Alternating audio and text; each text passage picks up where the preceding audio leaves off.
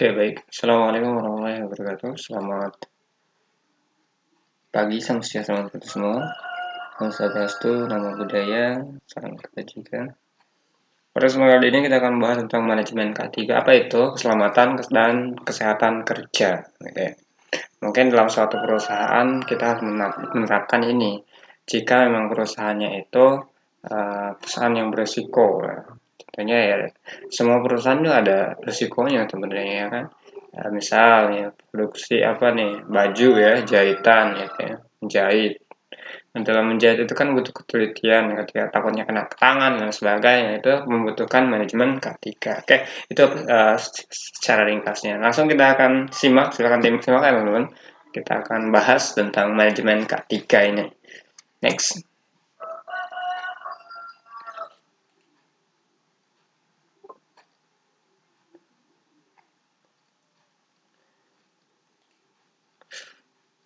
Oke, manajemen K3.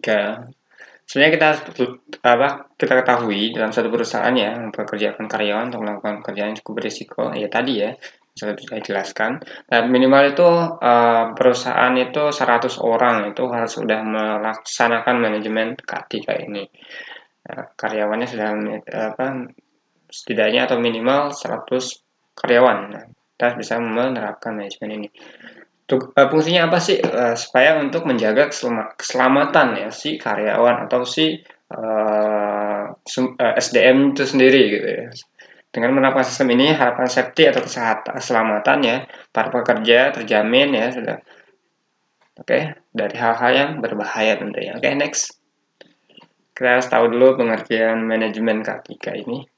Manajemen K3 adalah suatu aktivitas yang merupakan bagian dari sistem manajemen pada perusahaan atau organisasi tertentu dengan tujuan untuk menerapkan K3. Jadi K3 itu adalah keselamatan kesehatan kerja, keselamatan kerja ya. Keselamatan kesehatan kerja. Kita cek kembali.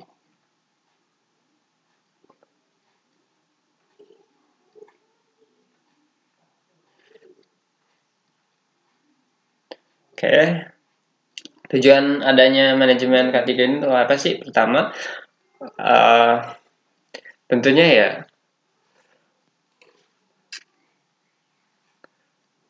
manajemen keselamatan bertujuan agar para pekerja itu baik buruh, petani, pegawai negeri ya, hingga pekerja bebas dalam memperoleh derajat kesehatan tertinggi. Nah, di sini adalah keselamatan bertujuan agar pekerja ya, baik itu buruh ya, buruh kan ya tentunya semuanya pekerjaan ada yang buruh juga, petani juga ya harus ada keselamatannya dong, kesehatan supaya supaya hal yang tidak diinginkan itu tidak terjadi. Contohnya kan kalau petani itu nyangkul ya atau enggak membabat rumput itu kan harus manajemen K3 ini supaya tidak terjadi hal-hal yang tidak diinginkan gitu ya.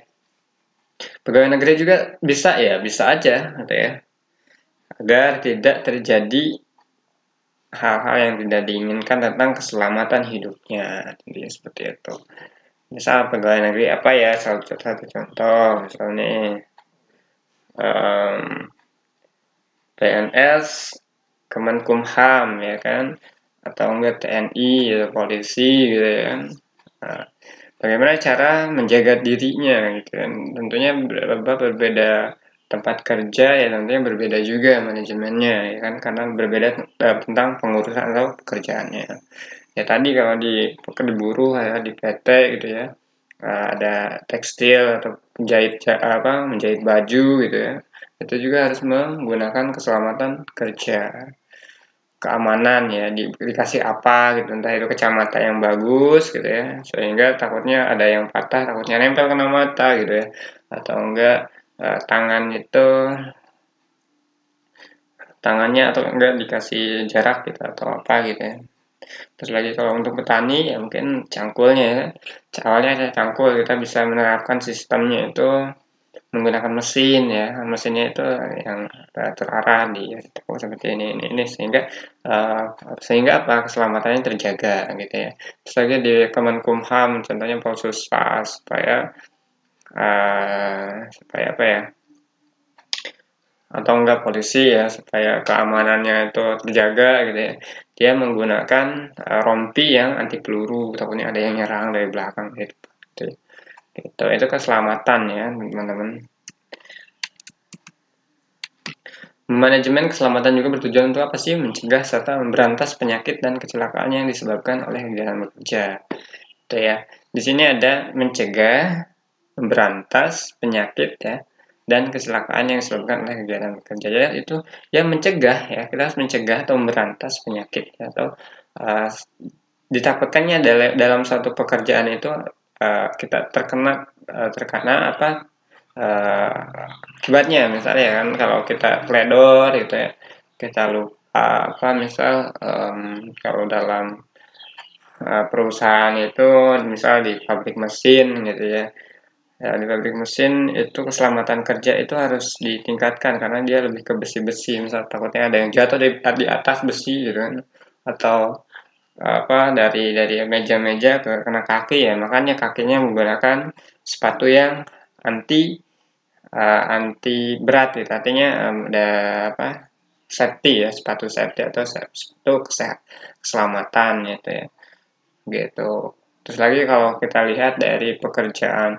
PLN itu yang sangat beresiko ya, dia harus menjamin keselamatan kerjanya seperti apa ya, itu ya, tentunya juga kalau untuk apa listrik itu kan kita harus menggunakan baju yang apa, terus sepatu itu yang safety, yang kesehatan, keselamatan dan lain sebagainya gitu ya, contohnya seperti itu supaya tidak terjadi kecelakaan kerja.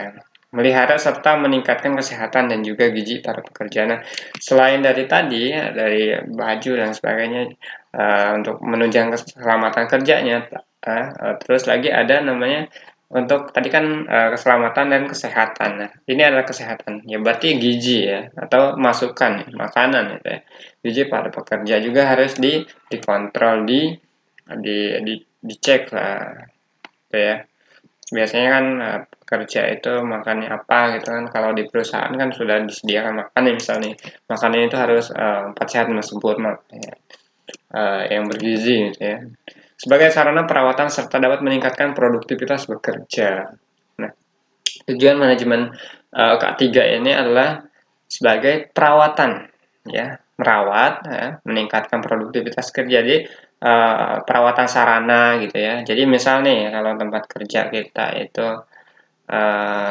untuk menunjang keselamatan ya, terus keselamatan kerja, terus perawatan, yang meningkatkan produktivitas bekerja ya, supaya kita lebih produktif, lebih nyaman bekerja gitu ya.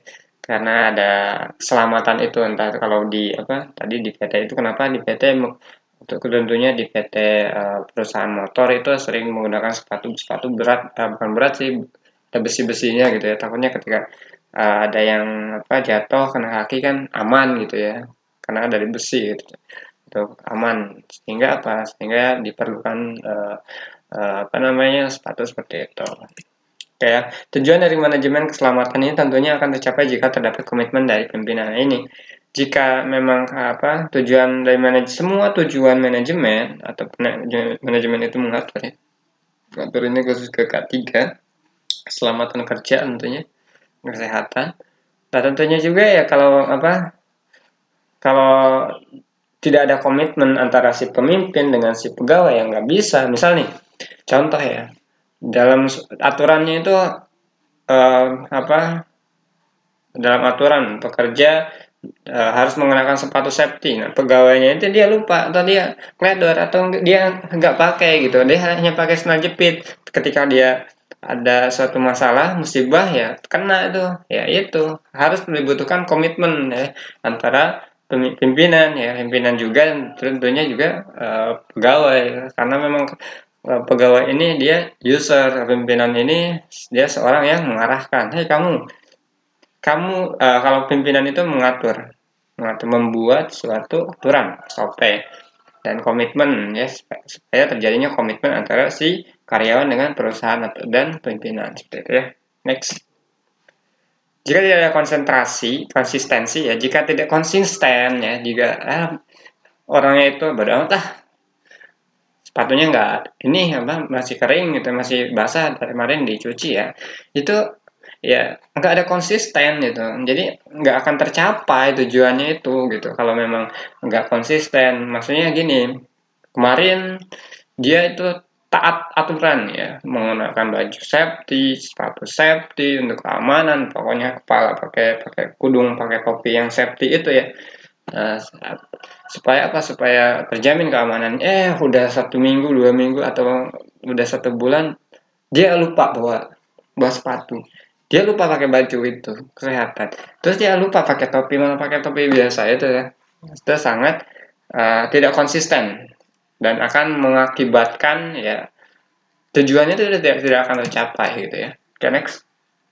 Kita masuk ke elemen apa saja sih yang harus dipenuhi dalam manajemen K3 ini. Yang pertama mungkin berbicara mengenai elemen, tentunya tentang keselamatan, tentunya cukup beragam ya, yang mana kita sesuaikan dengan standar atau SOP atau yang dipakai oleh perusahaan. Jadi masing-masing perusahaan kan beda ya, tentunya dengan SOP ini juga beda-beda gitu ya.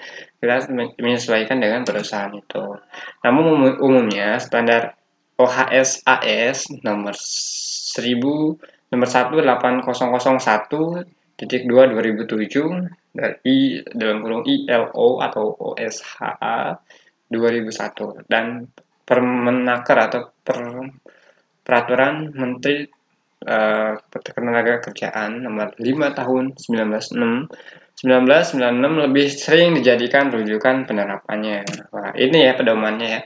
Sesuai dengan yang dijelaskan oleh Kalifier bahwa dalam sebuah sistem manajemen keselamatan, hal yang paling penting adalah elemen yang terdapat di dalamnya.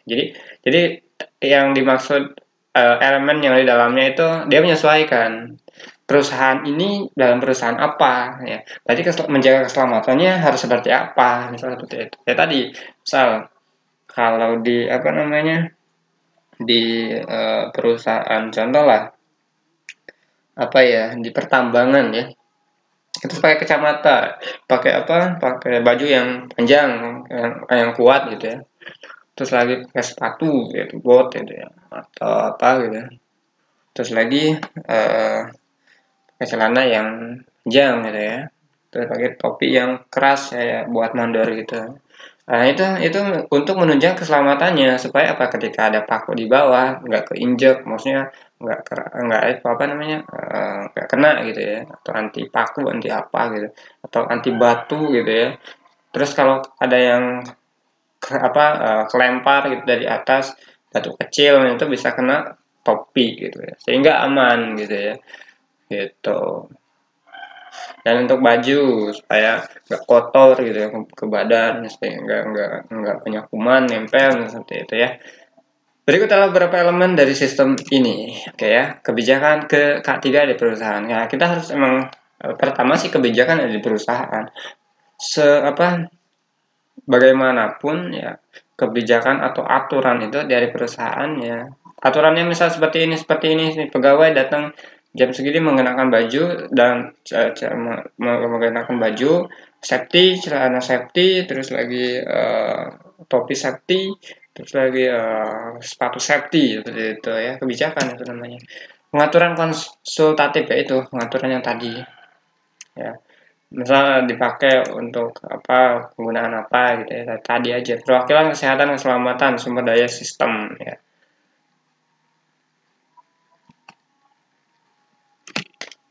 Ya, organisasi ya, berarti ke organisasi, tanggung jawab dan akuntabilitas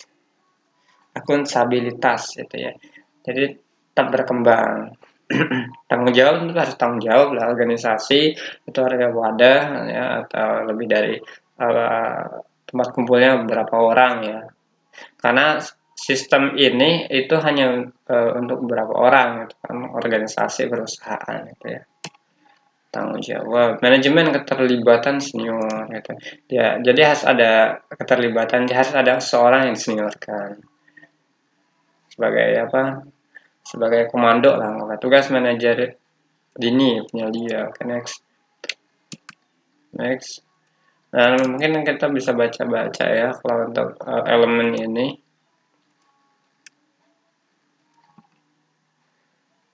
Ada program pelatihan juga, inspeksi, tempat kerja, partisipasi karyawan. Nah, bisa teman-teman baca ya. Ini banyak soalnya. gitu. Pelaporan investigasi insiden, pelaporan dan investigasi insiden itu kecelakaan, contohnya ada kecelakaan dan sebagainya. Pernyataan prinsip untuk pencegahan pengendalian bahaya, pemantauan dan evaluasi, penanganan bahaya tertentu dan masalah organisasi kerja. Jadi harus menangani bahaya itu, pemantauan harus ada pemantauan, takutnya orang ini enggak ini gitu ya. Dan sebagainya. Pengumpulan data analisis, kita bisa menyimpulkan penyimpanan catatan. Promosi dan penyediaan informasi, ya, kita harus mempromosikan ya, menyediakan informasi K3, pembelian dan pendesain itu. Jadi misal dari banner dan sebagainya, jadi untuk pengingat gitu ya, untuk promosi ini. Prosedur darurat medis dan pertolongan pertama. Oke ya, bagaimana konsep manajemen? Berbicara mengenai konsep ini ya tentunya, mengetahui beberapa hal yang dalam sistem manajemen yang gagal akan mengakibatkan suatu hal yang fatal seperti terjadinya kecelakaan pada saat bekerja, misal apa ya? Misalnya gitu ya. Misal di sini ada gagal mengakibatkan suatu hal yang fatal seperti terjadi kecelakaan pada saat bekerja. Gitu kan. Misal manajemen ini salah misalnya, kurang nih, misalnya dalam artian ketika di apa namanya di tempat bekerja, di dalam apa penerapan safety, dia kelupaan nih satu belum dimasukkan SOP. Misal ya, tadi sepatu nggak dimasukkan ya akibatnya apa? Fatal jadinya. Ataupun ya si karyawannya itu tidak mengikuti aturannya ya fatal juga. Walaupun kenyataannya memang banyak perusahaan yang berhasil menerapkan manajemen keselamatan untuk produktivitas kerja, tidak sedikit pula yang masih gagal ya karena memang sulit kan. Karena yang kita gunakan ini manusia bukan robot gitu. Kalau robot kan kita bilang ya dia mengerti, dia mengerjakan patuh. Kalau manusia kan kadang lupa dan sebagainya ya. Ada beberapa faktor yang bisa menjadi penyebab kegagalan pertama ya, sesuai dengan kondisi perusahaan yang terkait. Pertama, sistem tidak sesuai dengan kondisi perusahaan yang terkait. Jadi sistemnya itu tidak sesuai. Gitu. Kedua, komitmen dari pimpinan yang terlalu lemah dalam perencanaan serta penerapan sistem itu. Harus tahu dulu bahwasanya penerapan ini tuh harus komitmen, gitu, harus kuat, gitu. Soalnya berbahaya untuk pegawai. Ketika itu minimnya keterlibatan pekerja dalam kegiatan perencanaan hingga penerapannya serta beberapa faktor lainnya kegagalan. Oke lah sebagainya.